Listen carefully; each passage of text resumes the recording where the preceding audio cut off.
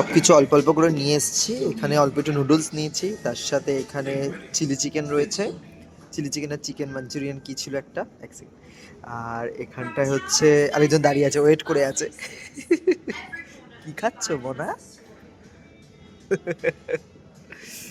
আর এখানে আমি লঙ্কা পেঁয়াজ নিয়ে নিয়েছি, আর তার সাথে এখানে অনিয়ন ভিনিগার ছিল, ওটা মাটনটা সামান্য অল্প একদম নিয়েছি, কারণ আমার অতিরিক্ত মাটন খাওয়া বারণ।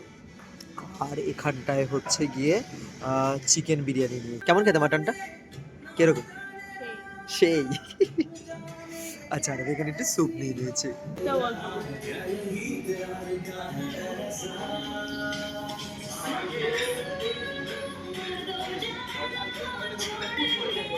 একটা পেঁয়াজ।